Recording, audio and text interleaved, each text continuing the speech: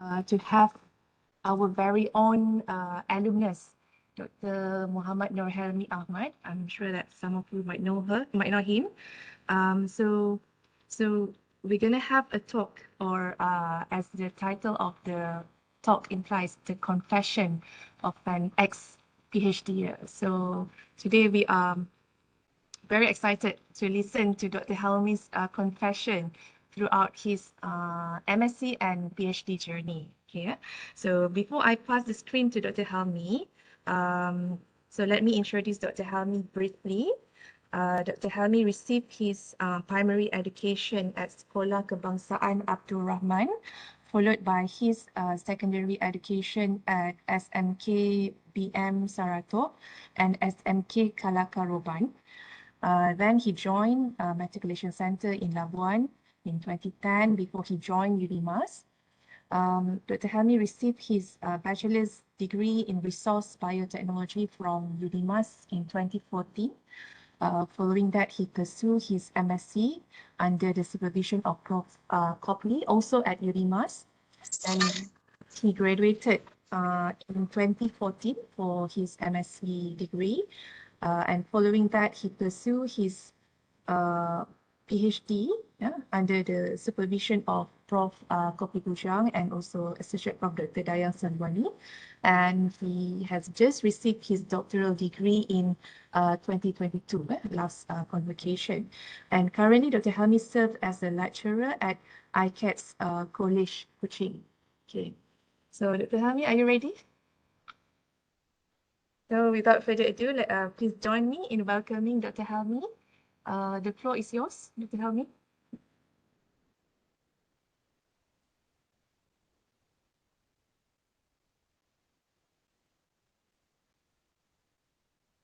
Hello, boleh dengar Yes. ke doktor? Yes. You may Alright. share your slides. Yeah.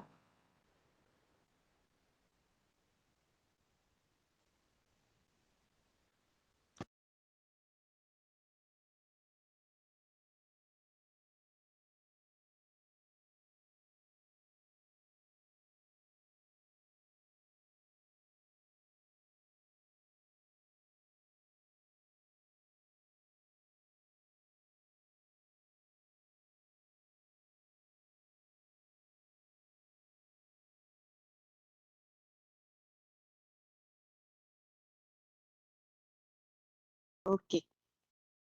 Can you see my slide, doktor? Yes, yes. We can hear. We can see your slide. Bismillahirrahmanirrahim. Alhamdulillahirabbil wassalatu wassalamu ala asyrafil anbiya'i wal mursalin wa ala alihi wa sahbihi ajmain wa yassir li amri wahlul 'uqdatam min lisani yafqahu qawli.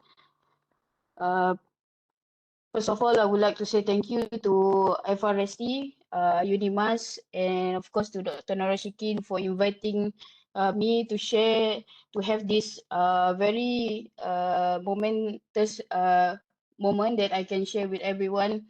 And thank you again on behalf of ICAT. Such a big honor for ICAT that one of the academia were invited as a speaker for this session. Thank you so much. And on behalf of Professor Kopli Bujang, I would like to deliver his regards to everyone. Siapa yang masih ingat Prof. Kopli, Prof. Kopli kirim salam lah kepada semua. Alright, so hari ni I would like to share some of my experience, some of tips and tricks maybe to all of us. Maybe this is like a sharing session. Maybe you can share with others your information, your experience during your research, and also your knowledge in your research.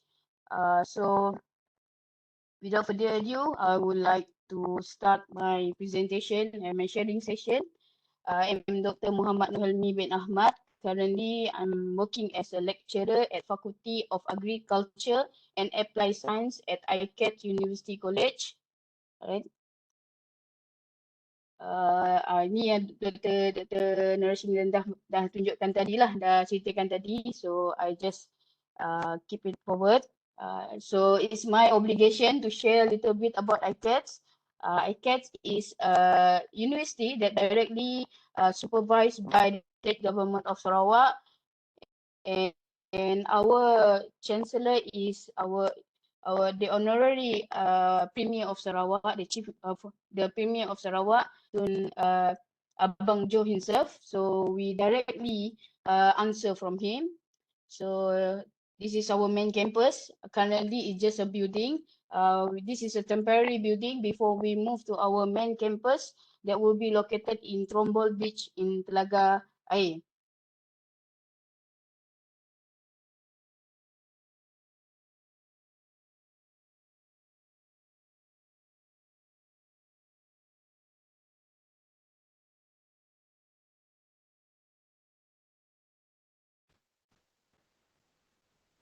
Dr. Helmi, we cannot hear you. Have been asked to me before, how do I reflect myself? How do I see my journey to complete my PhD? Bagaimana saya melihat diri saya ketika saya menjalankan PhD tersebut? Dan apa inspirasi yang saya dapat supaya saya tetap terus melakukan PhD tersebut? Okay, so there is an inspirational moment before I joined Unimas. Actually, I have been dreaming to become a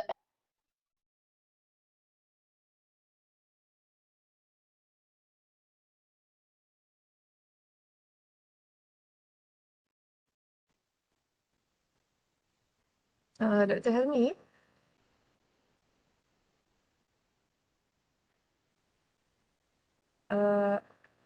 not sure whether Dr. Helmi is us or not.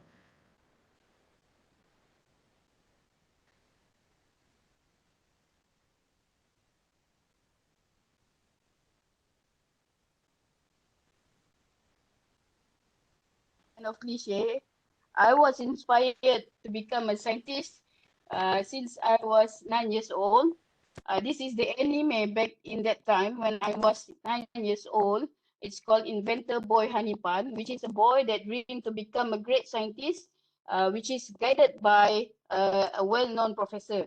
Uh, so back that time, I asked my father, "What is professor? What is he's doing as a professor?" And my father said, "Professor is a brilliant man who have a PhD." Okay, since then I put in my mind and in my heart that I want to have PhD in one day. Okay, saya mula melihat kerjaya saintis ini sebagai suatu kerjaya yang mulia melalui anime ni lah. So kanak-kanak di luar sana pun kita kena pantau dia orang punya dia punya apa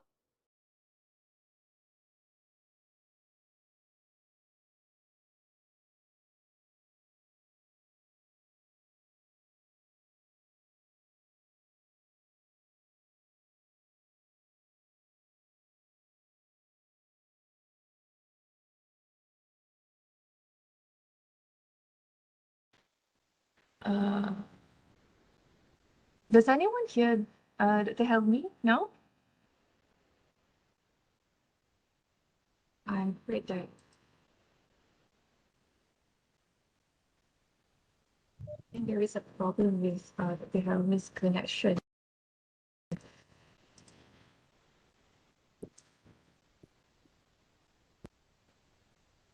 Okay, wait, let me contact Dr. Helmi.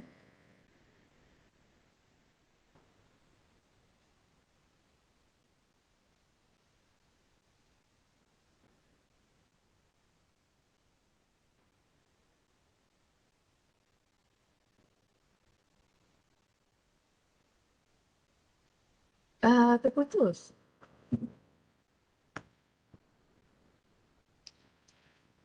Hello? Sure.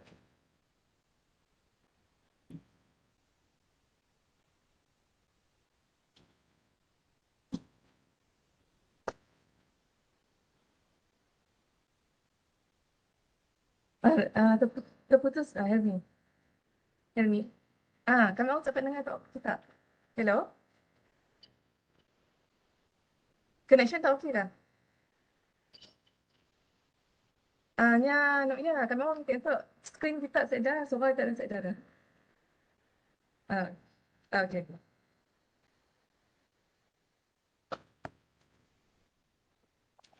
Hello, Sorry for test, the test. technical problems. Hello, test, test. Yes, yes. We can hear you Okay. now. Alright. Sorry, Doktor. Okay. Setakat mana tadi, Doktor? I think after the anime that you mentioned, that screen now. Oh, Okay, okay. okay. Alright.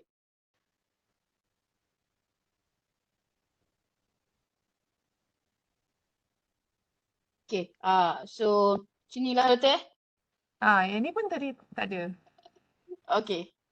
Okay. Actually, this is the anime that inspired me to become a scientist. This anime is about a boy that would like to become a great scientist guided by a professor. Okay, then I asked my father what is professor, and he said professor is a brilliant man and woman who are having a PhD, who have a PhD. So back then, I put in my mind and in my heart that I want to have PhD one day.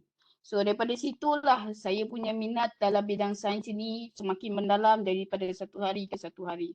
Okay, daripada diinspirasikan daripada sebuah anime ni lah. Anime ni diterbitkan pada tahun 1999 tapi pertama kali disiarkan di Malaysia pada tahun 2001. Pada masa tu saya darjah 3, darjah 4 betul lah. Okay, kerana anime ni lah saya sangat minat dalam bidang sains. Okay, bila ditanyakan kepada saya how is my journey to have my PhD since master and PhD, saya cakap perjalanan tu bagaikan menonton sebuah drama series dekat Netflix ke, dekat Disney ke. Sebagai contoh di sini, this is my favorite drama series, A Big Bang Theory. It's about a group of scientists who always talk about science, who always argue about science and research. And this drama prolonged up to 12 seasons, which is equivalent to 12 years. So my journey is about, since degree to my PhD is about 10 years, so almost quite a very long journey. So I want to walk you through my journey to my PhD just like a drama series. So it come from season 1, season 2, and season 3, and every season have their own episode. Start with episode 1, season 1, episode 1. Usually in drama series, they will have a pilot episode. And in pilot episode is where the superstar, the main character meet with the co-star. And in your journey, in my journey, the co-star of my journey to my PhD is my supervisor. So it's very important for you to look for a very right supervisor. There is no best supervisor, but there is a very right supervisor. Kita kena cari supervisor yang memahami, yang boleh mengekor rentak kita. Bukannya supervisor yang nampak hebat, but we cannot cope with them. Okay, kita kena cari supervisor yang boleh bergerak selari dengan kita. So sama juga bila ditanyakan kepada saya what is my first preparation when I'm about to go into my master and PhD. And my first preparation is look for the right supervisor. Okay, ada yang cakap cari financial, ada yang cakap buat strong proposal, ada yang cakap cari facility ataupun universiti yang terbaik. But for me the best the most important preparation is to look for the right supervisor. Okay, supervisor ni lah yang akan menentukan hidup kita dalam perjalanan kita menyiapkan kita punya master dan juga PhD tu tadi nanti. Okay, so nasihat saya kat sini, when you look for your supervisor, maybe some of you that already have a supervisor, maybe yang master sekarang nak pergi buat PhD, you will start to look for your supervisor. So if you look for your supervisor, remember that you look for supervisor just like you look for your life partner. Mereka lah yang akan tentukan kehidupan kita bagaimana setelah kita mendaftar master dan juga PhD nanti. So very important to look for the right supervisor. Okay. Education is not about the school, it's about the teachers you learn from. Okay. Bila kita belajar, bila kita mendalami ilmu sains ini tadi, di mana-mana pun kita belajar, mana-mana universiti pun sekalipun, yang paling penting adalah guru yang mengajar kita tu, which is our supervisor. Okay, ada supervisor yang betul-betul mengerah keringat kita, ada supervisor yang betul-betul membimbing kita, bawa kita, guide kita daripada satu langkah ke satu langkah. Inilah yang membezakan supervisor yang tepat dengan supervisor yang terbaik. Okay. Yang paling penting dekat sini kita carilah supervisor yang tepat kerana kita have our own momentum. Okay, kita ada gerak cara kerja kita sendiri, kita ada rate kita sendiri, ada cepat, ada lambat. Supervisor kita lah yang boleh ikut rentak kita supaya kita boleh pergi satu langkah ke satu langkah menghampiri kita punya graduation tu nanti. So search for the right supervisor. Right. Second episode is the support circle. Once you already have your supervisor, you will look for support circle, which is in this case is your lab mate. Okay, lab is just a sophisticated cave without a complicated lab mate. Okay, dalam keadaan ini kamu sangat memerlukan satu support circle yang sangat penting. Okay, perjalanan ini sangat suka, perjalanan ini sangat perit. Then this kind of people that will support you until the end of your journey. Okay, dan dalam perjalanan tersebut you don't have to push away your friends, your lab mate especially. Okay, cuba bantu mereka because one day you will be grateful that you have your lab mate. Because bila dalam kehidupan bekerja nanti kamu akan rasa yang your research is not the only thing that you do. Okay, kamu akan rasa bersyukur kamu tolong kawan kamu sebab apa? You will learn a lot of things. Bukan sahaja perkara yang melibatkan your research but also that related to your friends' research. So you'll be diversified. You'll be multi-talented in this situation. Okay. Pentingnya kita membantu rakan-rakan selain daripada kita membantu mereka, kita juga boleh menambah baik kita punya research tu sendiri. Okay. Dia bagaikan satu refleksi. Bila kita bantu rakan kita, dalam masa yang sama kita sedang membantu diri kita sendiri. Second, support circle is a group member. It's a member that will help us to move forward in our research. But also you will need a sparring partner. According to classical research conducted by Yerkes and Dodson, in order to maximize performance, one must create a state of productive anxiety. Okay, tadi ada satu kumpulan yang menyokong kita. Sekarang kita perlukan seorang sparring partner. Sparring partner ni adalah orang yang akan menjadi seorang yang sangat annoying bagi kamu. But you need he or she. Sebab apa? She will be your reflection. Okay, dia akan menjadi satu orang cakap cerminan daripada hasil kerja kamu. Sebab apa? Inilah orang yang akan berterus terang, inilah orang yang akan bercakap benar kepada kamu tentang apa yang kamu buat. Kalau dia sekadar bagus, but it doesn't make you grow. It doesn't help you in your research. You need someone who are honest and brutal. So dalam keadaan ini, your sparring partner in your research cannot be someone that you expect to be the love of your life. Okay, sebab apa? Orang ni will hurt you deeply. Orang ni akan menyakitkan hati kamu dengan sangat dalam sekali. Sebab apa? Dia akan berterus terang to make sure that you become a better scientist, to make sure you become a better researcher in your study. Kita perlukan orang macam ni. Tak perlu ramai lah, seorang cukup. Okay, orang yang berterus terang, orang yang dengan ikhlas mengkritik kerja kita supaya kerja kita menjadi lebih baik from time to time. Okay. Dan saya cadangkan sparring partner ni kalau sebaik-baiknya adalah opposite gender. Sebab apa? Kalau lelaki dengan lelaki, usually it become touching the wrong button. Okay, dia akan menyentuh kepada ego. Okay, kalau seorang lelaki mengkritik hasil kerja seorang lelaki yang lain, it will touch the wrong button. It will from a positive criticism, dia akan menjadi attacking, personal attack. So lebih baik kalau nak cari sparring partner, look for a different gender. Sebab apa? Lebih mudah untuk kita terima kenyataan, lebih mudah untuk kita terima kritikan tersebut. Alright. Episode ketiga. The third episode is about stability and sustainability. After you get your right supervisor, you have a very good support circle that will go with you, that will work with you through the journey. You need a sustainability. Okay, in this stability is about your financial stability. I'm very lucky during my PhD study, I was sponsored by Yayasan Sarawak through a Tun Taib scholarship.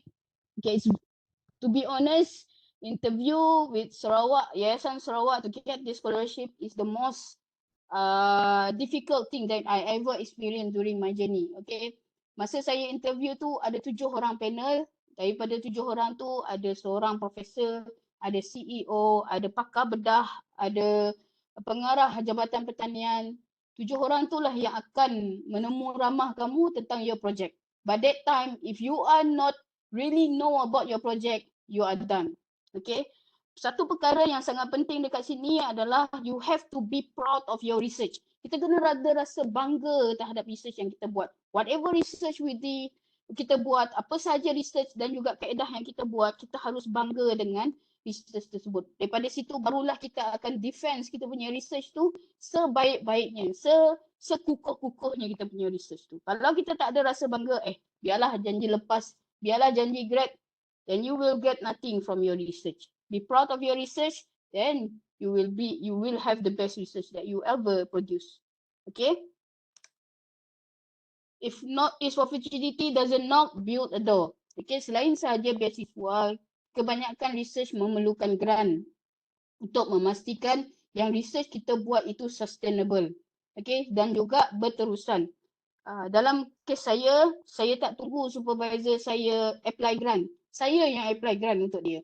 Okay, apa yang saya buat, for my master study, I ask my senior about the framework to apply the grant. Saya tanya dengan saya punya senior, contoh-contoh grant yang dia pernah apply. So saya belajar dan saya tengok daripada dia punya penulisan tu, saya apply sendiri. Saya buat draft proposal tu, saya bagi dekat supervisor saya, and we apply it together. Alhamdulillah, for my master study, we get kursi Tun Openg for my master research. Sama juga bila dengan saya punya PhD. Before I complete my master, saya hantar satu proposal FRGS kepada supervisor saya. 2 kali saya buat. The first FRGS, we didn't get it because my supervisor still have residual grant before that.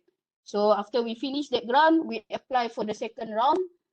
FRGS, Alhamdulillah, I learn from my previous mistake, kita dapat grant FRGS pada pusingan kedua tersebut, which I use it for my PhD. Kita tak boleh nak tunggu, dalam kes ini kita tak boleh nak tunggu kita punya supervisor. Supervisor kita pun banyak kerja lain, nak mengajar lagi, nak supervise lagi. Okay, tapi dalam keadaan ini, you must help your supervisor. Okay, cuba belajar bagaimana nak apply grant dan buat draft tersebut dan bagi kepada supervisor kita. If it is, kalau ianya deserve to be applied, why not? Kan, tak ada masalah kita nak apply grant tersebut. Yang penting kita cuba dapatkan peluang tersebut. Okay, dalam kes saya punya PhD, Alhamdulillah, kegagalan yang pertama memberi satu pengajaran. Alhamdulillah sekarang ni pada masa tersebut, for my PhD, we get the second FRGS grant that was about 160,000 for my PhD study. Kalau tak ada grant tersebut, saya rasa memang PhD saya tak ke mana. Okay, Alhamdulillah kerana ada grant tersebut lah, kami banyak explore benda-benda baru. We move from a fundamental study to a application study. Okay, jadi dari sini, kalau rakan-rakan semua nanti daripada master nak pergi ke PhD ke, why not? Cuba belajar bagaimana nak apply grant. Tak susah pun. Ada contoh, ada dia punya layout tu, belajar daripada situ. Okay, daripada situlah kita boleh go for draft proposal dan minta kita punya supervisor apply. Okay. Kedua adalah sustainability. Keep every promise you make only promise you can keep. Okay. In this journey, saya sarankan you have one thing that will remind you why you are doing this. Okay, satu benda yang terus-terusan mengingatkan kamu kenapa kamu buat benda ni. It can be a pen, it can be a book, it can be anything. And in my case, this is about my shoes. Okay, kenapa kasut ni sangat bermakna dalam perjalanan hidup saya menyiapkan saya punya PhD. My father bought me these shoes when I was in first year undergrad. Masa saya masih lagi tahun 1 undergrad. Beberapa bulan selepas dia menjalani pembedahan bypass, jantung bypass. So the money is quite tight. So tapi saya tak ada kasut formal pada masa tersebut. Okay, pada masa tu saya tak ada kasut formal. So we move around Kuching, kita pergi daripada satu store ke satu store, which is very difficult to find that kind of shoes because I have a very unique fit. Pada masa tu yang viral adalah kasut yang mulut buaya tu. So kasut tu tak sesuai because saya, sebab kaki saya tidak boleh menggunakan kasut tersebut. So this kind of shoes is very difficult to be found and we only found it in one store in Kuching. Saya masih ingat lagi dekat Sarawak Plaza. Harga dia RM249. Kalau sekarang harga RM249 ni kasut biasalah. Kalau kat Skechers kita tak jumpa lah kasut harga 200. Okay, tapi kasut ni lah yang mengingatkan saya kepada satu pengorbanan seorang ayah tu tadi yang cuba memberikan yang terbaik.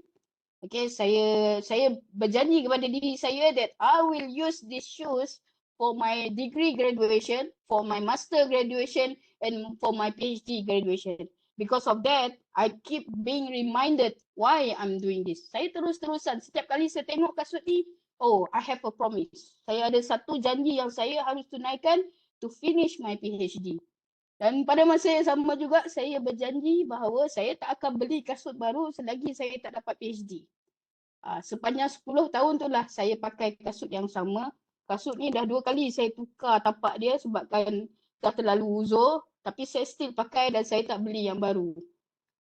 Dan this is the living proof of it. Saya gunakan kasut yang sama for my degree graduation, for my master graduation and also for my PhD graduation. It took me 10 years to complete this picture. Okay, setiap kali saya tengok kasut tersebut, I will smile because I keep my promise. Saya telah menunaikan janji kepada diri saya sendiri. Dan sampai sekarang saya tak beli kasut baru sebab apa? It's very difficult to get over it. Sangat susah untuk melepaskan benda tersebut. Sebab benda tu adalah benda yang kita simpan for a very long time. That things always reminding us what we are doing, why we are doing this. Okay. So rakan-rakan pun saya cadangkan lah. Tak semestinya kena ikut tapi saya cadangkan. You need something that will always remind you why you are doing this. So you will be sustainable in this field. Okay, kamu akan terus sentiasa ada semangat, sentiasa ada momentum untuk menyiapkan kita punya PhD dan juga master. Episod keempat in my first year is defending the undefendable. Okay, after a while in your study in first year, kamu akan diminta untuk buat proposal defense. Okay, for my PhD, I did twice my proposal defense. Both of the proposal defense, I think quite important, but doesn't really meet what I'm expected. Okay, kadang-kadang proposal defense ini bergantung kepada examiner jugalah. Okay, ada examiner that will criticize your work, that will improvise your work. Ada setengahnya sekadar mencari kelemahan sahaja. So kalau kamu tidak ada rasa bangga terhadap research kamu, tak ada rasa sense of belonging to your research, kamu tak akan kisah apa yang diperkatakan. Kamu tak akan defense your proposal as hard as you can. So bila you ada rasa bangga dengan you punya research, you akan rasa macam kenapa orang ni cuba untuk memperkecilkan usaha kamu. So because of that, you will do your very best to prove that your research is worth doing. Walaupun sukar, walaupun nampak mustahil, walaupun ramai orang tengok apa yang kamu buat tu nonsense, but because you want to prove to them, because you proud of your research, you will show them, you will prove to them that this is the right thing to do. Masa saya buat PhD, ramai yang katakan apa yang saya cuba buat tu mustahil untuk dilakukan. Sebabkan saya biotechnologist dan saya cuba untuk keluar daripada kita punya comfort zone, which is we have to go to field trial, animal trial. Jarang biotechnologist ni keluar daripada makmal. Usually kita duduk makmal, buat kerja dekat makmal. But I have to go into the field, buat kerja di luar daripada kebiasaan yang dilakukan oleh pelajar-pelajar biotech. So ramai yang katakan saya akan gagal, ramai yang katakan benda ini mustahil untuk dilakukan.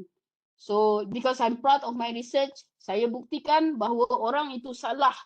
Saya dah berjaya buktikan dan saya telah berjaya tunjukkan bahawa apa yang orang lain rasakan tidak boleh dilakukan, kita dapat lakukan. That is science, that is research. Okay, ramai kita tengok saintis-saintis yang terdahulu orang anggap gila. Sebab apa? Bertentangan dengan normal. Tapi mereka menunjukkan bahawa perkara tersebut boleh dilakukan. So that is science, that is research. Alright. Episod yang kelima, be prepared for rejection. After a while, selepas 1 tahun, kamu harus bersedia untuk terbitkan kamu punya publication. Okay, kena buat manuskrip, kena hantar kepada jurnal.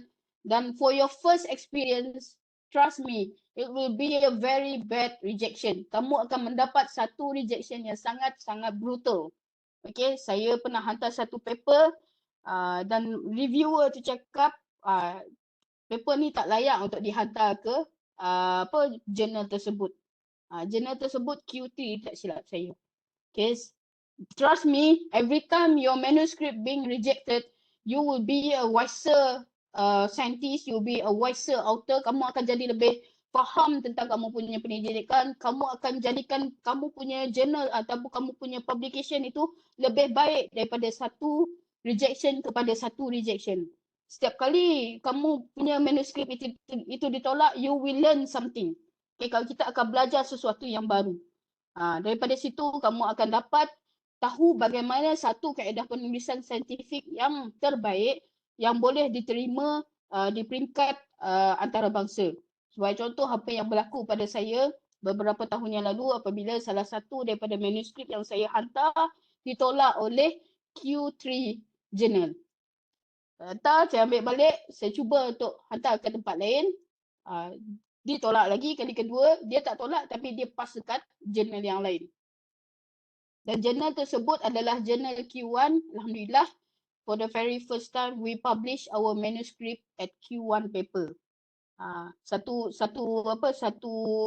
anjakan paradigma lah daripada rejection tersebut, daripada penolakan tersebut, we become a better author, kita jadi penulis yang lebih baik, we know how to write scientific paper better than before, dan alhamdulillah paper itu diterima oleh jurnal yang lebih baik daripada jurnal yang menolak tersebut. So jangan rasa kecil bila kamu ditolak. Jangan rasa kecil apabila manuskrip yang kamu hantar itu di-reject oleh jurnal. Cuma ambil itu sebagai satu pengajaran dan cuba untuk jadi lebih baik daripada satu masa kepada satu masa yang lain. Okay.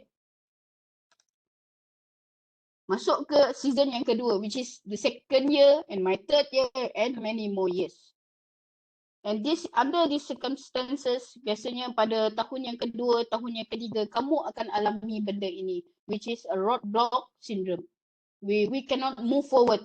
Okay, dalam situasi ini berlaku sama ada ketika kita menjalankan eksperimen atau ketika kita sedang menulis kita punya manuskrip ataupun dissertation. Okay, benda ni akan sering berlaku dan saya punya pengalaman ketika saya menjalankan penyelidikan, saya sedang saya culture lactic acid bacteria. Out of the blue, that bacteria cannot grow.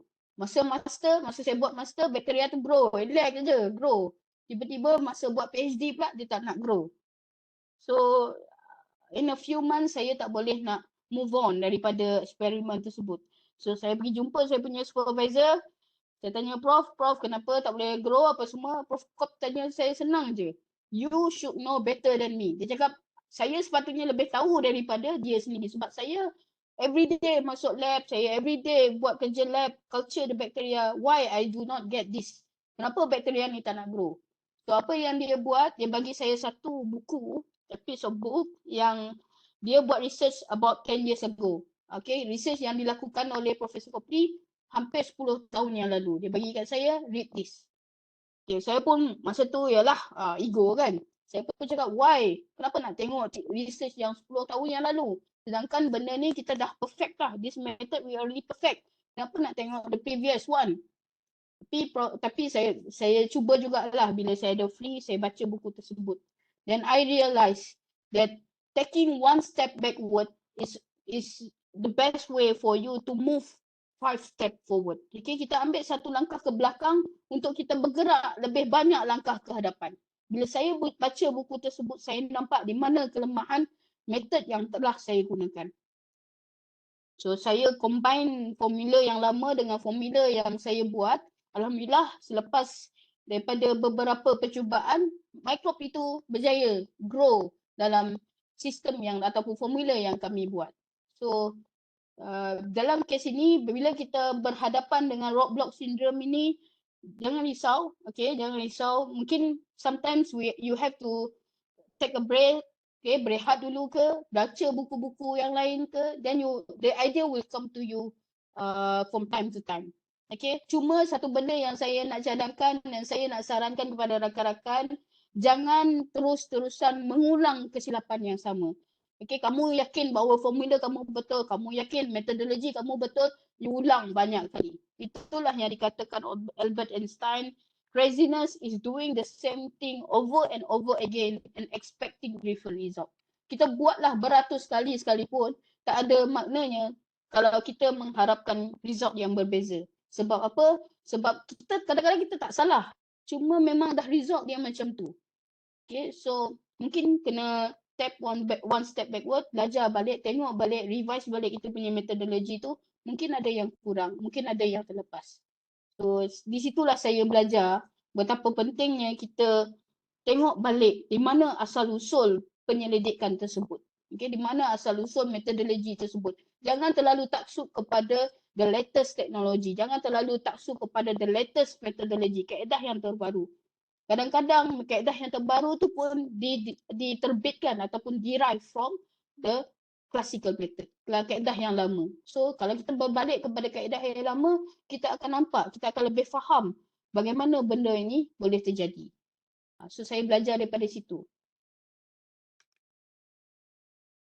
Episod yang kedua, breakdown, tak ada perjalanan PhD yang straight sahaja, ada pelbagai rintangan. Selain daripada masalah di makmal, you will facing different challenge in your study, in your journey. Yang pertama, saya berhadapan dengan masalah teknikal. Sehari sebelum saya finalize saya punya data, which is I already collect all the data and I already confirm that I have enough data. Saya nak tinggal nak buat analisis dan juga writing. Tiba-tiba laptop saya berhenti berfungsi. Ini adalah gambar dia yang terakhir sebelum dia tak boleh nak pasang lagi dah. Okay, data saya semua ada dalam laptop. Nasib baik saya ada raw data dalam buku apa semua. Okay, make sure you keep your raw data dalam buku. Jangan hanya harapkan laptop sebab kadang-kadang dia boleh format sendiri, virus ke apa ke kan. Keep your raw data in a book. Tak rugi pun kalau kita simpan data kita dalam buku ataupun ditulis. Sometimes it help you a lot to understand why you get that data while you doing your research, while you doing your experiment. Okay, kadang-kadang kita dah simpan data tu berbulan-bulan, kita dah lupa macam mana kita boleh dapat data tersebut. So dengan menulis, it will bring back your memory. Bagaimana kita dapat data tersebut. So keep your raw data in the book. Okay. Kejadian yang kedua, okay, yang kedua dah tengok gambar kambing ni. Sebagai seorang bioteknologis, kita student biotek, kita tak ada banyak keistimewaan untuk bekerja di luar daripada makmal. So I have this kind of privilege. I work with a model animal which is a marlin breed sheep. The problem is bila kita tak pernah buat kerja dengan model animal is we get too close. We get emotionally attached. Ini adalah kambing biri-biri yang saya bagi nama Teddy. Kenapa saya bagi nama Teddy? Sebab bulu dia brown macam teddy bear. So saya panggil dia Teddy. So masa saya buat saya punya field trial, saya diberikan 30 ekor kambing. Dan 30 ekor kambing tu ada nama dia masing-masing. One of them is Teddy. Kalau kita tengok condition Teddy ni, Teddy pada masa ni mengalami satu kondisi yang kita panggil urinary calculi, di mana Teddy tidak dapat urinate, dia tidak dapat kencing kerana pembentukan batu karang pada dia punya pundi kencing. So dia dalam keadaan ni, ini selepas 3 hari Teddy tidak dapat kencing, so dia dah tak boleh nak berdiri.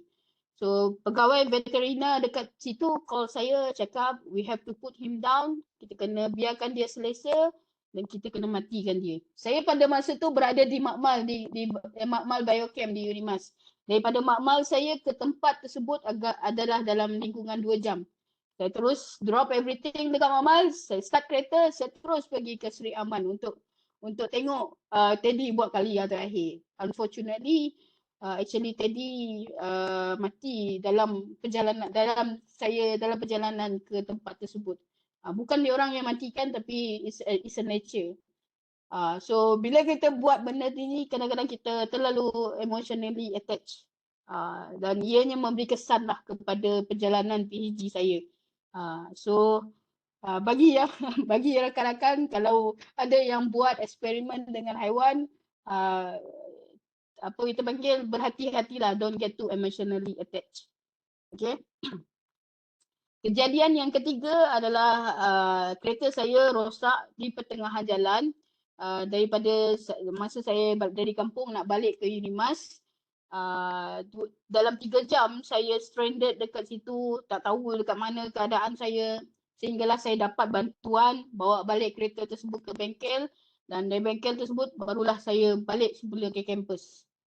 Itu adalah cabaran yang agak apa orang cakap, agak luar biasa. 3 jam tak tahu kat mana-mana saya boleh, dan memang tak nampak apa-apa, kiri sama kanan sama dalam hutan. So alhamdulillah, Allah turunkan bantuan, ada orang bantu bawa balik kereta saya ke bengkel, dan lepas di repair barulah dapat balik ke kampus. Dan cabaran yang keempat adalah cabaran yang paling memberi kesan dalam perjalanan PhD saya adalah apabila saya punya supervisor pertama terpaksa bersara, selepas kontrak beliau disambung selama setahun dan dia terpaksa bersara. Beberapa bulan saya terkontang-kanting, tak tahu nak buat apa. Saya ada co-supervisor yang sangat membantu, yang sangat stay close in this project, tapi bila kita ada seorang yang kita anggap macam mentor, orang yang kita anggap we look up as a role model, it's very difficult to replace. Sangat susah untuk kita gantikan. Okay, sebab apa? Sebab kita dah biasa, we think he is the right person to help you to complete this journey. Tiba-tiba dia tak ada. So it takes time for you to adapt, that you have to look for other people, you have to discuss to other people. Okay, walaupun mereka adalah, walaupun saya punya co-supervisor tu juga adalah anak murid kepada supervisor saya, tetapi cara berfikir, cara kita mentelaah ilmu tersebut berbeza. So it takes time for me to learn back bagaimana saya nak memahami cara pemikiran supervisor saya yang baru dan mengadaptasi apa yang saya dah buat. Okay, banyak benda saya haraplah masa saya buat PhD tu tak bertukar. Sebab selepas peristiwa tersebut berlakunya PKP. So kalau nak start balik eksperimen dalam lab memang susah lah pada masa tersebut. So ini adalah cabaran-cabaran yang saya hadapi ketika menyiapkan PhD. Okay. After a lot of challenge, pelbagai rintangan yang kita hadapi ketika menjalankan PhD tersebut, kita akan rasakan this is a very long and lonely journey. Not because there is no people around you, but this loneliness happen because this long journey happen because you have a lot of challenge. Kita rasakan perjalanan ini sangat sukar, sangat susah, sehingga ianya terlalu lama bagi kita. Sedangkan 4 tahun tu sekejap saja, 3 tahun tu sekejap saja. Tapi disebabkan oleh cabaran yang tidak henti-henti datang, kita rasakan ianya sangat sukar dan sangat lama untuk disiapkan. Dan kedua, kita rasa sunyi. Bukan sebab tak ada orang di sekeliling kita, tapi orang-orang tersebut start to lose interest in what you are doing. Okay? Mereka akan mula bertanya. They will start to ask you when you gonna finish, when you gonna have your viva, are you gonna work after that? Okay? Macam-macam lagi lah pertanyaan. Daripada tahun pertama, they impressed with you. Tahun kedua, they think that you can get it. Tahun ketiga, dia orang akan hilang interest. Dia orang tak ada rasa minat dah. Dan dia orang akan start bertanya. Daripada pertanyaan-pertanyaan tersebutlah kita akan rasa yang perjalanan ini sangat sunyi. Sebab apa? Kita tak ada jawapan. Kita tak ada jawapan kepada persoalan tersebut.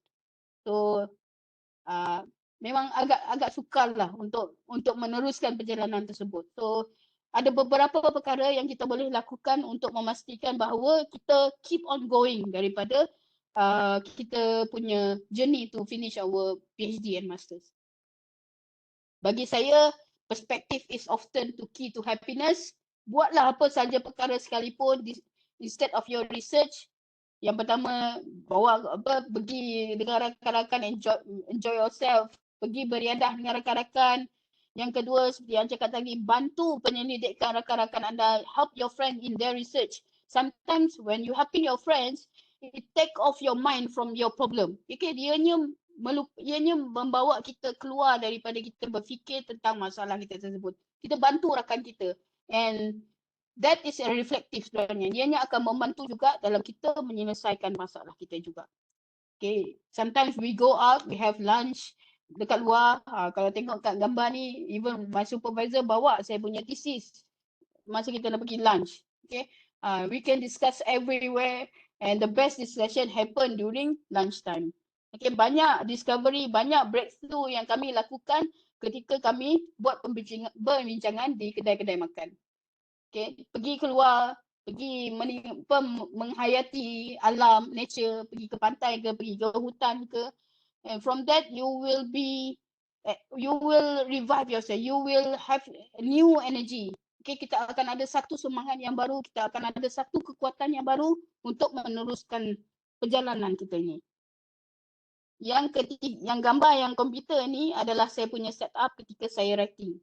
Okay, macam saya cakap tadi, this is a very lonely journey. Masa kita writing, especially saya writing ketika PKP, dalam 6 bulan saya menyiapkan saya punya writing, dan sangat lonely juga. Sebab apa? Tak ada. Usually during my master, saya buat saya punya writing dekat lab. That that anxiety, kekecohan dalam lab tu sebenarnya membantu saya punya penyelidikan. Apa-apa bila saya tengok kawan kecoh apa semua kan, actually it give me some idea in my writing. So bila ketika PKP, tidak ada kawan, tidak dapat bekerja di makmal, saya kena buat saya punya writing di bilik sahaja, seorang diri. So apa yang saya buat to keep my sanity, untuk memastikan saya terus ada kekuatan untuk meneruskan saya punya writing ni tadi, saya buat saya punya setup macam ni. Saya akan pasang satu drama ataupun movie yang saya dah pernah tengok. Macam contoh ni, Big Bang Theory ni saya rasa saya dah tengok berapa kali, dah banyak kali saya tengok habis, ulang lagi, habis dan ulang lagi. Sebab apa? It keep me from being lonely. Kita nak elakkan diri kita terlalu sunyi. So biarlah sama-sama kita writing tu, pasang je movie apa yang your favorite movie. Sometimes during that time it will inspire you. Contohnya The Big Bang Theory ni is a story about a group of scientists. Diorang punya argument, diorang punya jalan cerita tu memberi inspirasi kepada kita untuk menulis kita punya dissertation tu nanti. Begitu jugalah kalau rakan-rakan ada movie ke yang boleh inspire you to become a better scientist, to inspire you in writing, why not? Biarkan sahaja. Okay, sambil-sambil you writing, sambil-sambil you dengar drama tersebut. Make sure drama tersebut ataupun movie tersebut yang you dah tengok. Jangan ada movie baru. In spite of you not writing, you tengok pula movie tu kan. It become diversion pula. So tengok drama ataupun movie yang you dah pernah tengok supaya ianya menghilangkan rasa sunyi ketika kita writing. Okay, kena ada teknik juga dalam writing. Macam dalam ni saya ada satu monitor khas untuk journal yang saya nak review, nak tengok, dan juga satu monitor khas untuk saya menulis supaya tidak banyak kali bertukar skrin tersebut. Kadang-kadang dalam detik pertukaran skrin tersebut kita dah hilang idea. So it's good to have multiple screen supaya mempercepatkan lagi kerja kita dan mengelakkan kita daripada terganggu ataupun hilang idea dalam tempoh kita menulis tersebut. Sunset remind us that we are not living in perpetual darkness. Sun always find its way to rise. Dalam perjalanan kita menghabiskan PhD ni, menghabiskan master ni, tak semestinya sentiasa berliku-liku, tak semestinya sentiasa mencabar, tak semestinya sentiasa membawa ke arah keburukan ataupun kamu rasa sunyi, kamu rasa gelap saja hidup kamu bila buat master dan PhD. Sometimes it bring you joy. Dia membawa kepada keseronokan. It depend on how you see your research, how you see your journey. Bagaimana kita melihat perjalanan kita ketika menyiapkan PhD tersebut. Okay, kalau kita melihat lebih kepada pengaruh negatif, kalau kita asyik fikirkan lebih kepada perkara negatif, kita hanya akan nampak kesukaran itu sahaja. Tapi cuba lihat the potensi yang kita boleh bangunkan daripada kita punya penyelidikan tersebut. So we come out with a few breakthrough during my study. We published our first Q1 paper dekat Elsevier. After a few brutal rejection, kita terbitkan Q1 paper. We won a few gold medal during Intex, yang ni tahun 2017. We won a gold medal for alcohol-free hand sanitizer. We won a gold medal for animal feed daripada Sago France. We also won a bronze medal in Korea, Seoul International Invention Fair dekat Korea, melalui hand sanitizer juga. Kita dijemput ke pejabat Ketua Menteri Sarawak, ke pejabat Premier Sarawak untuk membentangkan penyelidikan kita. Last November, we received award from international body, ASEAN Society of Lactic Acid Bacteria. Okay, kita mendapat satu pengiktirafan global, which is very surprising. Saya datang cuma nak present, tapi rezeki kita tak tahu, tiba-tiba ada rezeki. So satu benda yang menyebabkan kita rasa perjalanan kita ini lebih bermakna, okay, lebih bermakna. Dan yang paling bermakna sekali bagi saya apabila penyelidikan yang kami lakukan memberi manfaat kepada komuniti. Ini yang berlaku dekat gambar yang gambar yang ke-7 ni. Okay, ini adalah ketika saya menyampaikan teknologi transfer kepada penduduk kampung di Alit, okay, di kampung Alit, Roban. Mereka ada dalam 30 orang peserta. Salah seorang daripada diorang menceritakan kepada saya, daripada 7 orang peserta tersebut, seorang saja yang akan terus survive dalam industri penternakan tersebut. Kebanyakannya akan gagal, okay? which is break my heart. Ia sangat meruntuhkan perasaan saya apabila nampak diorang gagal. Yang paling menyedihkan sekali apabila ternakan diorang mati satu demi satu kerana tidak ada ilmu untuk menghasilkan makanan ternakan. So daripada teknologi transfer tersebut, kita dah menambah baik diorang punya proses tersebut, dah menambah baik diorang punya taraf hidup diorang, which is a good thing lah. Walaupun tak banyak, tapi ianya memberi kesan. Itulah menyebabkan kita rasa lebih appreciate apa yang kita buat tu, apa yang kita dah buat tu. Okay, ianya lah yang memberi kekuatan kepada kita untuk menyiapkan kita punya PhD tersebut. Selain daripada itu, kita kena juga involve kita punya research itu kepada komuniti. Jangan bimbang, okay? Jangan risau untuk berkongsi kita punya teknologi, kita punya ilmu tu kepada masyarakat. Sebab apa? Lebih banyak kita berkongsi, lebih banyak ianya memberi kebaikan kepada diri kita sendiri. So dalam gambar ni, the first ni masa kita buat pesta balau di muka, they are very impressed with the technology that we have. Okay, bagaimana sagu itu boleh memberi manfaat yang lebih luas kepada masyarakat, terutama sekali kaum Belanau.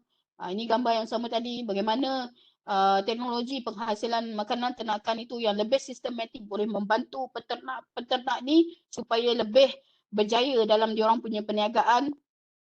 Sometimes we enjoy ourselves, gunakan apa yang ada di makmal tu untuk membuat satu yang unik ataupun menghiburkan, terutama sekali kanak-kanak. Ini ketika kami dijemput ke Lodge International School untuk buat pameran sains. Okay, we play with everything we know in the lab. Kita buat permainan berasaskan sains. Melihat keseronokan kanak-kanak tu menjadikan kita rasa, oh, I'm very proud to become a scientist. Kita rasa bangga kita ni seorang saintis. Sebab apa? Daripada sedikit ilmu saja tu pun boleh memberi keseronokan kepada kanak-kanak tu. And their happiness is very pure. Okay, diorang punya kebahagiaan itu, diorang punya keseronokan itu sangat pure sekali.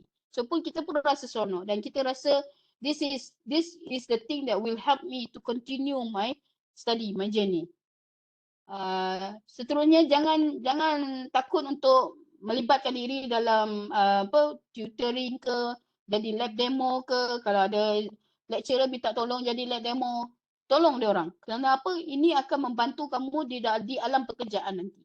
Seriously, saya Saya walaupun baru sebulan lebih, saya rasa sangat berterima kasih kepada supervisor saya, kepada co-supervisor saya, kepada lecturer-lecturer saya sebab memberi peluang kepada saya untuk melibatkan diri saya menjadi lab demo, menjadi tutor dan juga menjadi advisor kepada pelajar-pelajar tahun akhir. Sebab apa? Bila kita bantu mereka ni tadi, kita secara langsung membentuk ataupun memberi latihan kepada diri kita untuk menjadi seorang tenaga pengajar. Okay? Kita yang buat master, yang buat PhD, kebanyakan kita bercita-cita untuk menjadi ahli akademik, menjadi seorang pendidik. So, satu hari nanti kalau kamu jadi pendidik, kalau kamu jadi lecturer, kamu akan berterima kasih kerana kamu diberi peluang untuk menjadi tutor, menjadi lab demo.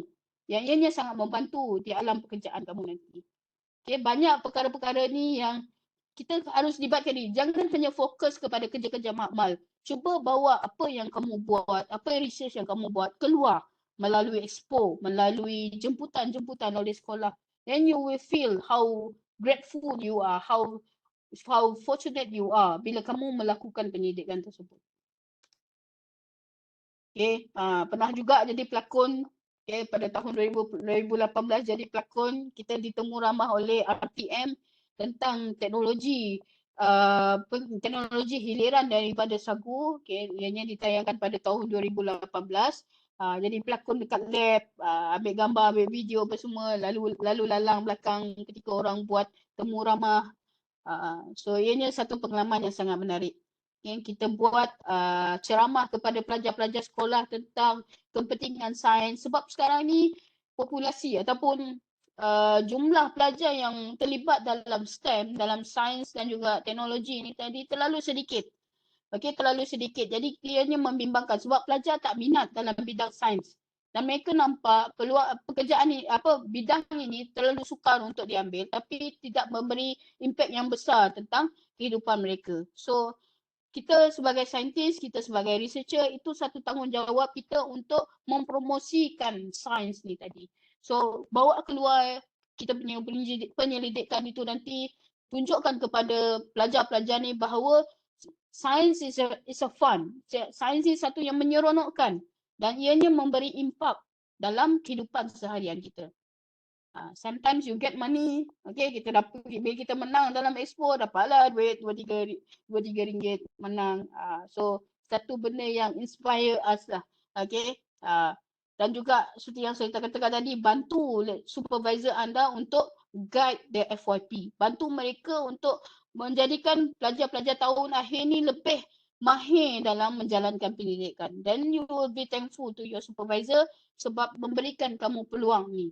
Okay, memberikan kamu menjadi penasihat kepada pelajar-pelajar FYP nanti. Dalam masa yang sama juga, kami telah membangunkan beberapa produk. We develop a few prototype from our research. Okay, kesemuanya kita telah patentkan, kita telah register IP dan beberapa telah diiktiraf dalam dan juga luar negara. Contohnya hand sanitizer ni tadi kita telah menang di Korea. Saflex ni telah menang di peringkat Asia melalui di peringkat Asia melalui persidangan lactic acid bacteria yang berlangsung pada tahun lepas. Okay. Asking for help is not a sign of weakness. It shows maturity and humanity. Tak salah bila kita melakukan penyelidikan kita minta bantuan. Tidak menunjukkan kelemahan pun dalam diri kita, tapi menunjukkan bahawa kamu adalah seorang yang matang dan seorang yang punyai sifat manusiawi. Okay, dalam pendidikan saya dibantu oleh banyak agensi dan juga orang-orang luar. Yang pertama, saya dibantu oleh Jabatan Veterina. Cuba bayangkan dekat UNIMAS, kita tidak ada ladang. Okay? Kita tidak ada ladang yang sesuai untuk saya jalankan pendidikan, which is one of the reason people say that I cannot go through this project. So saya pergi keluar, saya cari inisiatif luar, jumpa orang luar. Pertama saya jumpa Jabatan Pertanian dan Jabatan Pertanian sarankan saya jumpa Jabatan Veterina dan daripada situ kami dapat pertama kami dapat kerjasama dengan diorang dan diorang berikan fasiliti, benarkan kita guna fasiliti diorang, which is dalam kes saya diorang bagi 30 ekor kambing untuk saya buat saya punya kajian. Dan diorang bagi 4 ekor kambing untuk saya sembelih. Okay, bukan saja for analysis but we use it for barbecue. Okay, so jangan tengok gambar yang kat hujung ni adalah rakan-rakan saya yang saya paksa untuk jadi tikus makmal for my sensory test. Okay, untuk kita uji daging kambing tersebut ada tak perbezaan, ada tak impact daripada kita punya teknologi tersebut. Dan yang gambar di tengah ni adalah apabila kita teknologi transfer kita punya method tadi kepada orang awam, kepada masyarakat. Sekarang ni diorang dah mengusahakan benda ni secara kendiri. Mereka tidak lagi bergantung kepada subsidi kerajaan, mereka tidak lagi bergantung kepada makanan ternakan komersial, mereka boleh hasilkan sendiri, which is sangat membantu dalam perniagaan diorang dan mengekalkan diorang punya productivity tersebut. Okay, this is the final season during Viva Boshare. Okay, ketika nak Viva itulah antara detik-detik yang paling kita tunggu sekali. Tapi itulah detik-detik yang paling mencabar sekali ketika saya dalam perjalanan saya menyiapkan PhD saya. The only way to fail is to quit. Okay, saya hampir berhenti ketika menunggu untuk Viva. Kenapa? Yang pertama sekali adalah isu back and forth correction. Berkali-kali hantar correction, berkali-kali benda yang sama, tetapi yalah benda ni adalah salah satu cabaran yang kita harus tempuhi. I believe some of you may see this, okay? Ada yang tak pernah nampak mungkin dan saya harap kamu tak pernah nampak benda ni, okay? Benda ni adalah satu yang sangat klise, sangat ni, tapi benda ni lah yang banyak sekali menduga kita punya kesabaran tu. Okay, setiap kali nak hantar thesis, kita ulang-ulang balik perbetulkan benda ni. Okay, inilah cabaran, antara cabaran-cabarannya lah dalam proses kita nak menghantar kita punya thesis ke pusat CGS. Depression is the unseen disease. One of my confession here, ketika saya menunggu untuk Viva, saya didiagnose mild depression. Okay, sebab apa? Sebab Viva ni, menunggu untuk Viva adalah satu benda yang kita tidak boleh kawal. Okay, kita boleh writing kita kawal, eksperimen, lab work kita boleh kawal. But this things is the thing that we cannot control. Kita kena tunggu saja. Kita kena harapkan orang yang buat semak kita punya thesis tu, orang yang evaluate kita punya thesis tu melakukannya dengan secepat yang mungkin di luar daripada kawalan kita. So saya mengalami depresi pada masa tersebut daripada masa thesis saya dihantar daripada fakulti ke CGS mengambil masa hampir 6 bulan. Saya email tak ada reply tapi masih dapat email yang sama, masih dapat jawapan yang sama, which is every day. I look at my phone, I look at my laptop bila saya nak dapat email seperti yang ditunjukkan dalam handphone ni. Okay, 6 bulan saya tunggu baru saya dapat email ni, which is agak lucu juga sebab saya dapat email ni ketika saya menonton wayang. Okay, so wayang tersebut dah tak ada makna lagi dah. Wayang tersebut dah tak menarik sebab my mind, sebab kita tertunggu-tunggu tau email ni. Every day, setiap hari kita nak tunggu email ni masuk. Daripada tu yang menimbulkan kadar depression. Okay, dan actually depression ataupun mental health during postgraduate study ni menjadi satu isu yang harus diambil berat oleh universiti. Okay, ramai yang mengalami masalah ni. Sebab apa? Universiti ataupun institusi jarang nampak sebab ianya adalah satu masalah yang kita tak boleh nampak sebenarnya. Okay, mental health during postgraduate ni sangat serius.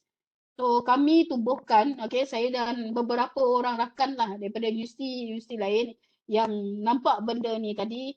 Kami sebagai akademia, kami cuba create satu support group, okay, yang boleh membantu pelajar-pelajar postgraduate, pelajar master, pelajar di PhD yang berhadapan dengan depression untuk keluar daripada depresi tersebut. Okay, kalau anda ada rasakan yang anda sedang mengalami depression, please cari orang yang betul, okay, luahkan perasaan, luahkan masalah anda kepada rakan ke, so kepada lecturer ke, jangan simpan, okay, jangan simpan. So kongsikan. Dan saya juga, a few of us, we committed to help siapa-siapa yang mengalami depression, anda boleh hubungi kami. Kami ada rakan-rakan lah, rakan-rakan ada psychiatrist, ada lecturer, ada among us, kami adalah daripada golongan-golongan yang survivor yang mengalami depression dan berjaya menyiapkan kami punya PhD. So kita nak bantu. So ini adalah perkara yang kita tidak harap, kita tidak minta berlaku pada anda. Tapi benda ini sering berlaku. Masalah ini kita tak nampak. Dia tak seperti kita luka, tak seperti kita ada patah kaki ke patah tangan. Depression is a real disease, tapi kita tak nampak. Itu yang bahaya. So kalau kamu rasa kamu alami depresi, ada simptom-simptom depresi, cuba untuk kongsikan dengan rakan-rakan ataupun orang sekeliling. Jangan simpan. Dan saya mengalami depresi tersebut. There is series of episode ketika saya mengalami depresi. Sebagai contoh, saya pernah membantu tanpa saya tahu ke mana hala tuju. Okay, saya just drive. Saya tak tahu, tiba-tiba saya sedar saya dah dekat satu tempat. Nasib baik handphone ada GPS, kita boleh tengok ke mana saya berada sekarang. That is one of the symptom. Kita tak tahu kita tak sedar dekat mana keberadaan kita pada masa tersebut, which is very very dangerous lah. Kita tak sedar. Yang kedua, ada yang masalah kemurungan. Okay, kemurungan, tak nak berjumpa dengan orang, duduklah bilik sendirian, which is sangat bahaya lah. Sangat tidak sihat untuk kita punya kesihatan fizikal ataupun emosi. Sebab apa? This mental health, depression can affect your physical health. Boleh mendatangkan darah tinggi, boleh mendatangkan sakit jantung dan pelbagai lagi penyakit. So, cuba untuk atasi, jumpa untuk berbincang dengan rakan-rakan ataupun jumpa pesyarah ke untuk dapatkan bantuan. Okay, jangan simpan. Okay, this is a serious issue yang kita tak nampak berlaku dekat institusi-institusi pengajian tinggi. So, kami ambil inisiatif untuk membantu, memberikan bantuan, memberikan sokongan kepada pelajar-pelajar PhD, pelajar-pelajar master yang berhadapan dengan masalah. Kalau ada masalah, kita boleh bincang. Mungkin kita tak boleh nak bantu dari segi your research, dari segi your experiment, tapi kita boleh mendengar keluhan. Okay? Menawarkan kita dengar apa masalah you. At least you have someone to vent. At least you have someone to release your emotion, which is very important. Okay? Sama jugalah dalam situasi ni tadi. Alright? Examiner's note. Okay? Ada banyak cabaran yang dihadapi ketika menjalankan PhD. Ini adalah salah satu penawar kepada saya punya depression. Okay? Despite satu kata-kata daripada supervisor saya, dia cakap, you don't have to compare your journey with other people. Okay? Kita jangan bandingkan perjalanan hidup kita, jalan cerita kita ketika menyiapkan PhD dengan orang lain. Okay? Kita ada jalan cerita kita sendiri. Kita ada cabaran kita sendiri. Kita patut rasa bersyukur. Sesetengah orang tidak dapat menghabiskan. Setengah orang tak dapat pun sampai ke tahap tersebut. Jadi benda tu membuka minda saya, menjadikan saya lebih bersyukur dengan apa yang saya dah terima, apa yang saya dah ada, dan menyebabkan depresi tu semakin berkurang daripada satu hari ke satu hari. Sebab apa? Sebab saya berhenti untuk membandingkan saya punya cerita PhD saya dengan cerita orang lain. Ada orang siap dalam tempoh 3 tahun, ada orang siap dengan tempoh yang lebih singkat. Tapi bila saya sedar, rupanya ada orang yang lebih lama. Saya dapat tahu ada orang yang ambil masa sehingga 12 tahun untuk siapkan PhD sahaja. So, benda ni lah menjadikan kita reflect balik diri kita. Apa yang menyebabkan kita sepatutnya rasa bersyukur that we are better than other people. Okay, kita sepatutnya bersyukur sebab ada certain benda yang menyebabkan kita lebih bertuah dibandingkan dengan orang lain. Okay, dalam note ni pun juga salah satunya lah yang membantu saya to get over my depression. Bila saya dapat nota ni daripada one of the examiners, saya rasa semua kesusahan, semua keperitan ketika saya menjalankan PhD itu tiba-tiba hilang. Sebab apa? It was someone appreciate your work, someone see your struggle. Okay, sebab tu pentingnya kamu memilih examiner. Bantu kamu punya supervisor untuk memilih examiner. Bagaimana kamu nak bantu? Pertama sekali, kamu kena tengok background examiner tersebut. Cuba cari paper dia orang. Cuba cari publication dia orang. Okay, daripada situ kamu faham cara dia orang berfikir, cara dia orang menilai sesuatu penyelidikan tersebut. Daripada situ kamu tahu, this is the right people who should be my examiner. Kalau kamu jumpa examiner yang salah, you actually put yourself into a danger zone. Okay, kamu meletakkan kamu sebenarnya sedang membunuh diri kamu sendiri, meletakkan kamu dalam keadaan yang sangat bahaya. So pilih examiner yang tepat. Okay, cara nak memilih examiner adalah dengan mengetahui latar belakang diorang. Tengok kajian-kajian yang diorang lakukan. Daripada melihat jurnal tersebut, jurnal ataupun manuskrip yang diorang dah terbitkan, kita dapat tengok cara diorang berfikir. So itu adalah antara perkara yang penting lah sebelum kita melantik seseorang examiner tu. Jangan hanya serahkan bulat-bulat kepada kita punya supervisor. Okay, jangan hanya serahkan bulat-bulat, tapi mungkin supervisor ada cadangan, but you also can suggest. Untuk saya punya PhD, satu daripada supervisor saya, satu daripada cadangan saya sendiri. Dan yang nota ni adalah daripada cadangan saya sebab saya sangat kenal wanita tersebut. When you receive this kind of note from a very respected researcher, kamu dapat rasakan apa yang kamu buat itu sangat bermakna. Okay? Saya mengenali Profesor Margaret ini agak lama daripada saya mula-mula start buat master, dan saya mengenali beliau ni seorang yang sangat arif dalam bidang sagu, dalam industri sagu. So bila seorang yang dilihat sebagai the mother of sagu ni, Profesor Margaret ni, dan dia menulis satu nota kepada kamu, memberikan nasihat, memberikan satu kata-kata yang positif kepada kamu, which is a cure to every depression that you ever experience. Okay, ia merawat setiap kesusahan, setiap kesakitan yang kamu alami ketika kamu melakukan PhD. Okay, pentingnya memilih examiner ni. Then Profesor Margaret tidak datang ketika saya viva. Sebab apa? Sebab bagi beliau tidak ada perlu lagi viva. Saya boleh bergraduate terus. Tapi dua orang examiner minta datang, so saya tetap juga kena viva. This is the series finale, which is the moment of truth ketika viva. Selepas 2 jam 17 minit, Prof. Edmund berkata, congratulations, you have passed your viva. To be honest, this happiness, keseronokan ini hanyalah sementara. Okay? Ketika dia ucap tu saja, ketika dia ucap tahniah, you have passed your viva, you rasa sangat seronok. Tapi ketika sudah viva tu nanti, kamu akan rasakan sesuatu benda yang pelik, anxiety, because of the residual adrenaline. Ketika kamu viva, masih ada lagi rasa anxiety dalam diri kamu, kamu rasa tidak tenang. Sama juga berlaku ketika saya buat master dan juga ketika selepas saya viva PhD. Saya rasa sesuatu yang tidak dapat saya jelaskan. Okay, rasa gemuruh, rasa kehilangan. Okay, sebab apa? Tiba-tiba selepas viva ni, kamu hilang salah satu benda yang sangat penting dalam hidup kamu. Okay, the purpose of your life. Sepanjang buat PhD, tak ada benda yang lain yang kita fikir. Kita punya research, kita punya manuscript, kita punya publication, itu je yang kita fikir. Tiba-tiba selepas viva, benda tu hilang. So you lost one of the purpose of your life. Kita hilang salah satu tujuan hidup kita. Okay, jadi benda tu takes time untuk kita let it go. Okay, nak lepaskan benda tu mengambil masa.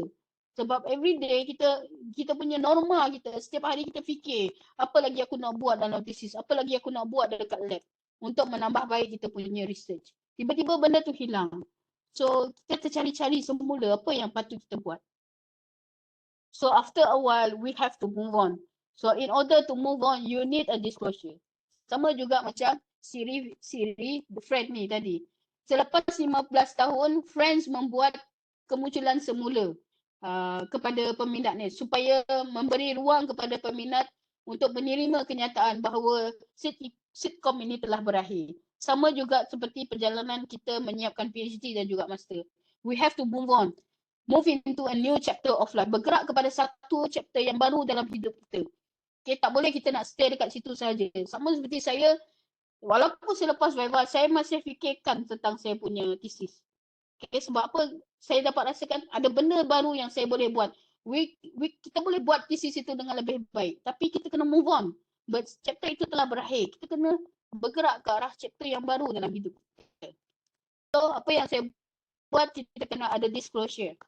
Dan saya anggap menghantar hardbound thesis saya ke CGS adalah disclosure saya dan menjadi titik noktah kepada perjalanan PhD saya. Okay, saya hantar thesis saya ke CGS dan saya tak tengok belakang lagi dah. Okay, tiba-tiba benda ni berakhir. Okay, dan kita pun rasa tenang. Okay, sama juga dengan anda nanti selepas viva mungkin ada rasa anxiety, mungkin ada rasa kehilangan tersebut. But trust me, over time benda tu akan hilang, benda tu akan mula pergi meninggalkan kita. So we have to move on, move into the new chapter of life. Kepada adik-adik lah, okay, yang sedang menyiapkan master, please keep in your mind, keep in your heart that you want to pursue with your PhD. Jangan hanya berhenti di setakat master sahaja. Kena teruskan, kena ada impian. Mungkin tak habis masa terus buat, tapi letakkan dalam diri, dalam hati anda yang anda nak teruskan dengan membuat PhD. Sebab apa? Kalau anda ada master tapi anda tak nak teruskan dengan PhD, ianya bagaikan memiliki ataupun having master without intention to pursue your PhD is like getting engaged but don't want to walk under the aisle. Ini adalah kata-kata daripada seorang profesor kepada saya ketika saya pergi ke satu conference. Masa tu saya buat master. Dia cakap lah, kalau dah buat master, make sure you have intention.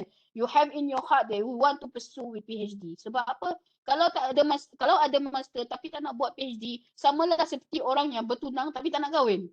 Apalah tujuan bertunang tersebut? So sama jugalah master.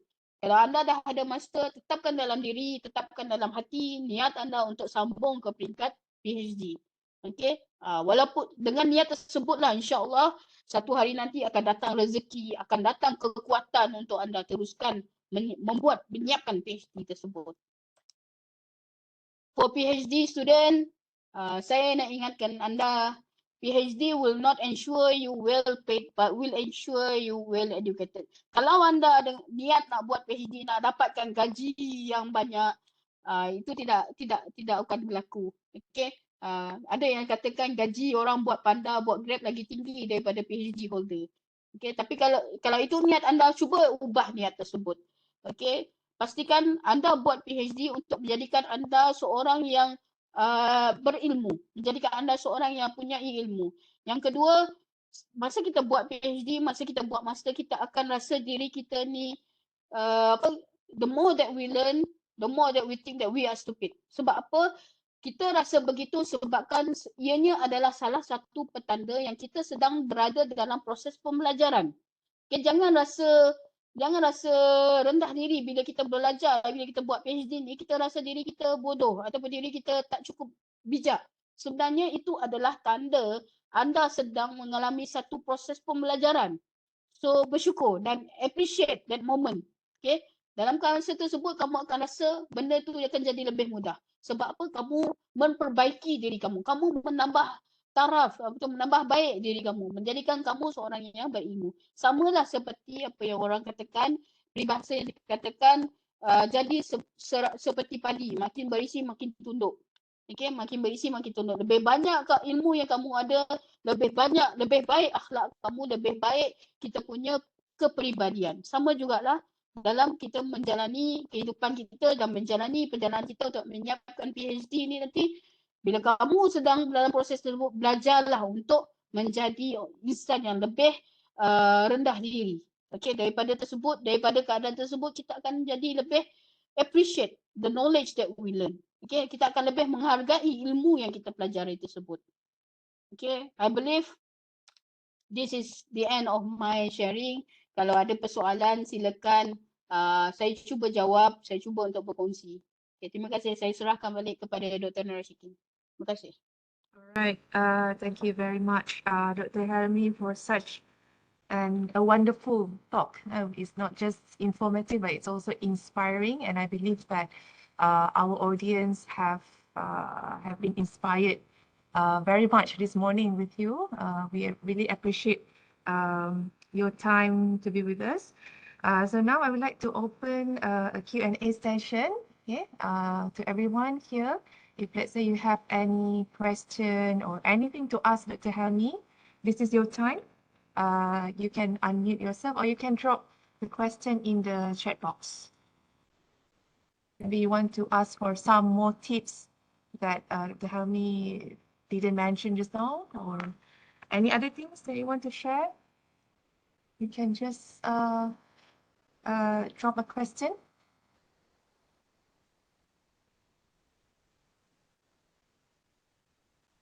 Yeah.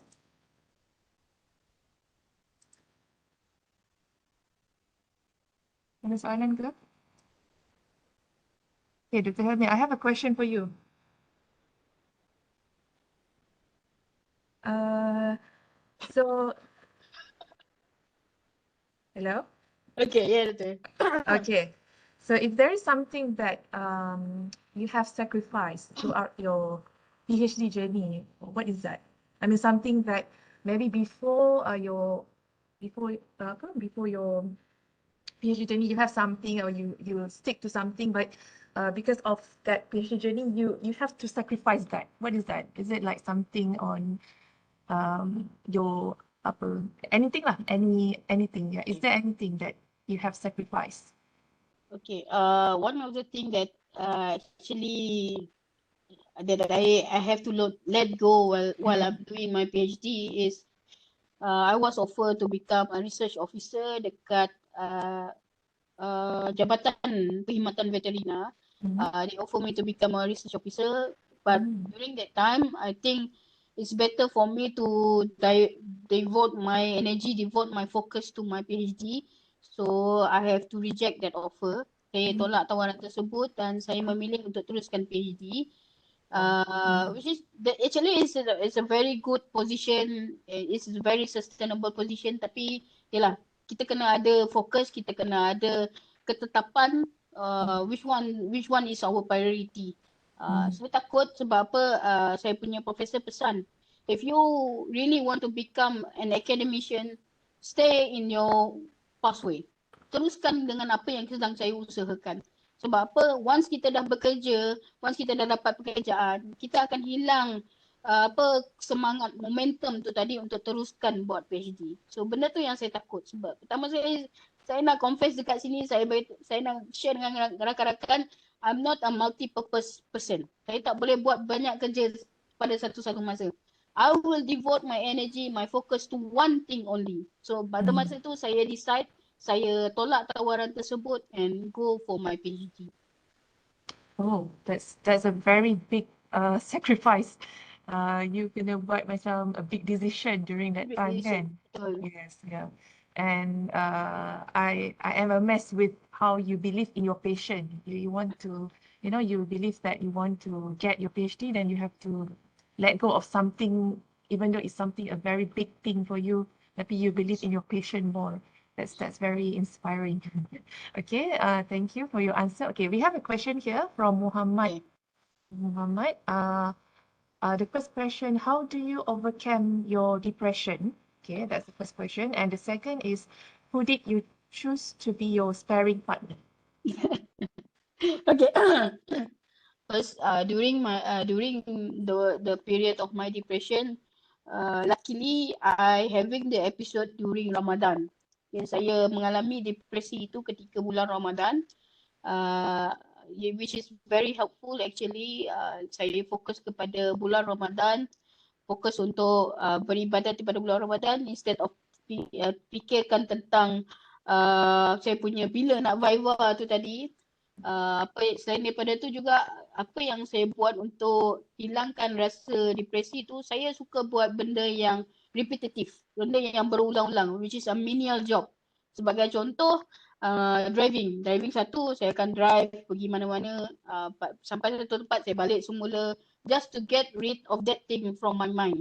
Kedua, saya suka buat benda yang repetitif, sebagai contoh cuci pinggan. Okay, cuci pinggan, saya suka cuci pinggan. Sebab apa, bila kita cuci pinggan tu, kita buat benda yang repetitif seperti mencuci pinggan tu, jadi kita akan rasa seperti sedang bermeditasi. Okay, kita seperti sedang meditasi, otak kita tidak fokus kepada apa yang masalah yang sedang kita fikirkan. Kita fokus kepada mencuci pinggan, tengok ada kotor lagi ke tidak, tak cukup bersih, kurang sabun. Benda-benda yang klise macam tu boleh menyebabkan kita merehatkan minda kita daripada memikirkan masalah yang kita tak boleh nak atasi. Okay, jadi saya suka buat benda macam tu lah. Saya suka buat menial job untuk elakkan daripada saya terus-terusan memikirkan masalah yang saya tak boleh nak atasi. Fokus kepada benda yang saya boleh buat. Yang kedua, siapa saya punya sparring partner? Okay, to be honest, dia adalah isteri orang. Okay, dia adalah seorang wanita. Nama dia Sharifah Muhammad. Dia sedang menjalani PhD di USM sekarang. Even masa saya buat PhD, dia buat PhD dekat USM. Kami still berbincang bagaimana untuk menyelesaikan beberapa isu tentang kami punya pendidikan. And Sharifah dan juga suami dia Syamel is very helpful in my journey. Kedua-dua pasangan tersebut sangat membantu dalam saya punya pendidikan, dan sekarang ni pun even saya dah habis belajar, saya turut serta lagi dalam diorang punya research. Kami berkolaborasi. Sharifah sedang membuat projek yang hampir sama dengan apa yang saya buat, which is to produce animal feed daripada raw material yang ada dekat USM. Jadi kami berkongsi idea, berkongsi pengalaman. Dalam masa yang sama, kalau ada rakan-rakannya di sini mengenali kedua-dua pasangan tersebut, diorang ni sangat outspoken. Mereka sangat outspoken, mereka akan tell you the truth. Walaupun benda tu pahit untuk ditelan, diorang akan bagi tahu benda tu. Walaupun terpaksa menyakitkan hati kita, tapi kita kena terima. Sebab benda itulah yang menjadikan kita lebih baik. Kita menerima pandangan tersebut, menerima teguran tersebut akan menjadikan diri kita lebih baik. Tundukkan ego kita, fikir balik, revise balik kata-kata nasihat diorang tu. InsyaAllah kita akan rasa benda ni membantu kita dalam kita punya penyelidikan. Diorang ni lah antara yang insan yang banyak membantu selain daripada rakan-rakan lab yang lain. Diorang ni adalah sparring partner saya lah dalam saya buat pendidikan. Sebab apa diorang sparring partner? Sebab apa yang diorang buat tu, research yang diorang buat hampir sama dengan apa yang saya buat. So kita orang saling lah kritik. Saya kritik kerja dia kritik kerja saya. Sebab daripada situ we learn from each other, we become better researcher. Great. I'm very attracted with that concept of sparring partner tu yang bagi criticism, which is a very good approach lah. Okay. Okay. Another question by Muhammad Amshari Morni. Okay. As you were recruited as lecturer in relatively quick after convo, can you share tips in getting job in pure science field? Do you apply for job after or before convo? That's a question. Okay, actually I apply for my current job after my graduation. I believe I need some time to recover after that period of time, after the brutal period of time. I need some time to recover. Saya ambil masa untuk bercuti dan merawat diri lah, healing lah, kononnya healing untuk menjadikan diri kita lebih baik. We come back stronger. Saya ambil masa sekejap, dan selepas saya grad convo tu baru saya apply kerja, dan sebulan selepas convo saya ditawarkan pekerjaan tersebut. Tips yang saya boleh kongsikan dalam bidang sains ni, kita tidak boleh terlalu rigid kepada bidang kita sahaja. We must be multidisiplin. Okay, bukanlah maksudnya kalau kita bidang sains kita kena mengajar business ataupun mengajar social science, tapi kita perlu multidisiplin. Kita perlu ada kemahiran untuk ataupun pengetahuan untuk involvekan diri kita dalam bidang yang lain. Kata-kata daripada ayah saya yang saya ingat sampai sekarang, dia bunyi macam ni: if you want to teach, you must be prepared to learn. Bila kita hendak mengajar orang lain, kita sendiri harus bersedia untuk belajar. So bila kita nanti yang berminat nak jadi akademia, nak jadi lecturer, kita tak boleh terlalu fokus. Kalau aku microbiology, aku nak pergi bidang microbiology saja. Tak boleh. Seperti saya sekarang, saya seorang bioteknologis dalam bidang industrial bioteknologi, tapi saya mengajar dalam agrotech, which is tak jauh sangat beza, which is I still can apply my knowledge. Sekarang ni saya gunakan ilmu yang saya buat masa PhD tersebut ke dalam aplikasi dalam bidang agroteknologi. Sama juga kami menghasilkan makanan ternakan yang berkualiti dengan menggunakan probiotik. Itu yang pertama. Yang kedua, saya terlibat dalam penyelidikan membangunkan biofertilizer dengan menggunakan lactic acid bakteria. Dan juga baja kompos. Bagaimana lactic acid bakteria ni tadi membantu meningkatkan kualiti baja tersebut. So kita tak boleh nak rigid, kita tak boleh nak rasa kita hanya boleh buat benda tu saja. So kita kena bersedia untuk belajar. Okay, itu yang kita kena lakukanlah dalam dunia akademik ini. Okay. All right. Thank you, Dr. Helmi. Any more question?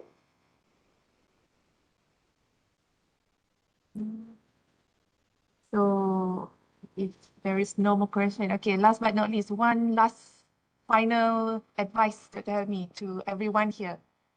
Okay, Okay, a brief one, yes. okay, kepada rakan-rakan everyone, I wish you all the best.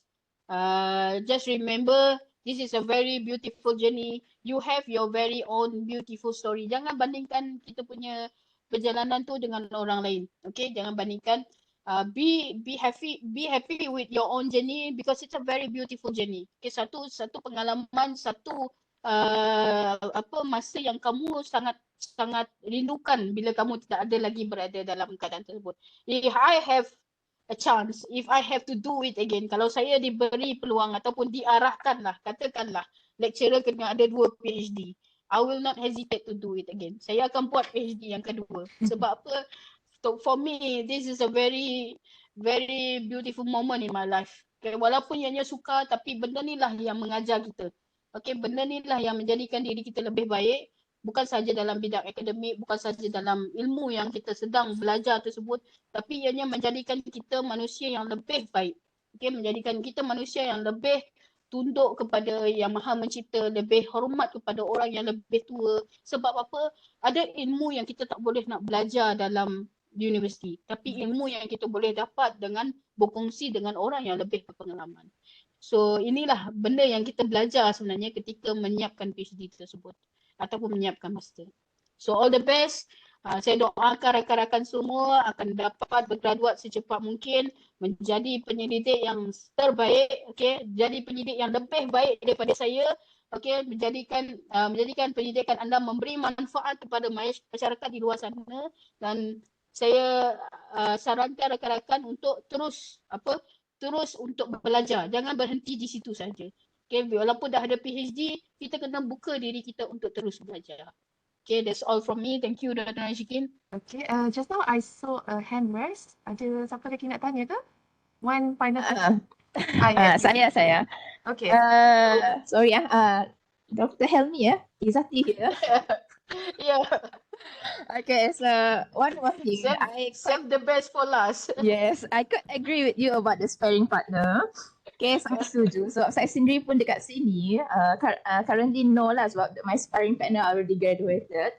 So it's really helpful lah in your journey. So I'm quite agree with it because I think for my suggestion, the sparring partner should be yes, almost you doing almost the same thing with about what you are doing now for the PhD journey. So it's quite very helpful. So I quite very agree with that one. One thing I want to ask you, do you have any during your as a researcher, as a PhD for this, do you have any selfish attitude towards your journey? Sorry, actually my microphone start to can you repeat the question? Do you have a selfish attitude ataupun selfish desire when you do your PhD? I think that is the greatest attitude, satu benda yang kita mesti ada kan sebagai PhD or researcher, a selfish desire. What is your opinion about that one? Actually, memang mungkin adalah when we facing some circumstances, ada limitation, barang-barang tak cukup ke, kita kena utamakan keperluan kita sometimes. But for me, my selfish moment is I used to take times, I used to focus my priority on my research instead of my family. Okay, kadang-kadang family saya adalah terasa hati, saya jarang balik, saya jarang jumpa dia orang. Jadi benda itulah yang antara benda yang kita harus korbankan. Okay, masa kita bersama family, especially when you are doing research, most of our time in the lab, banyak masa kita dekat lab, banyak masa kita kadang-kadang tidur dekat lab. Saya pernah tidur dekat lab sampai 2-3 pagi kat lab, family ada di rumah. But that is among the selfiest moment in my life masa saya menghabiskan PhD. Adakah itu menjawab soalan? Okay, sure. Thank you. All right. Any more? Okay. I think that's the last question. Thank you, Zati, for the question. All right. So with that, thank you very much, everyone, for joining this talk. And of course, thank you once again to Dr. Helmi for having us, Thank you, for Doctor. This coming is a back great, to great the honor for faculty. me. Yes, okay. We are looking forward to having you again. Sometimes I just look for a reason to come back, even Okay. just to take a picture. Yes, yes. Oh, do you want to, everyone? Oh, Salihin. Okay. Salihin has a question. Okay. One more question, Dr. Helmi. Right, sure. Oh, Okay, bukan question, cuma kalau boleh dapatkan contact number Dr. Helmi. oh, sure, no Oh, problem. okay. Thank you. Yeah. Alright. So Macam boleh mana? okay Okay, dekat nanti dekat. saya inform ni Salihin Alright. Okay, boleh. Okay. Okay, alright. So with that, thank you very much again, everyone. Thank you, Doctor. Do you want to have a photo session? A quick photo Yes, session? Doctor, please, please. Everyone I yang need kat this sini. and I need this photo to show to Professor Yes. Kofi. Okay. So boleh turn on your camera. Okay. So yang lain?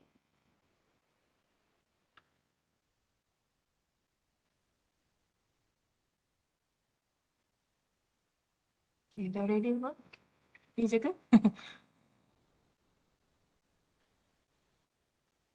Ada lagi ke yang still ni? Okay.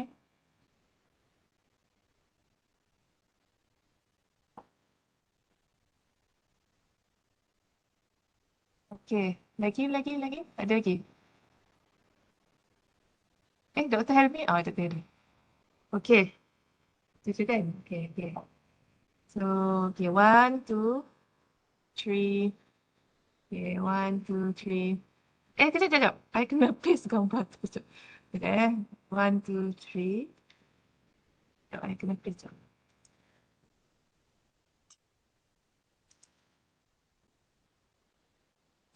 Hold on.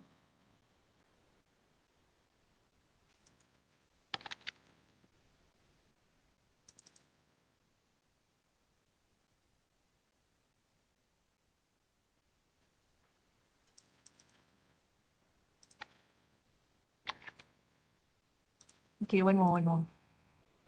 Okay. 1, 2, 3.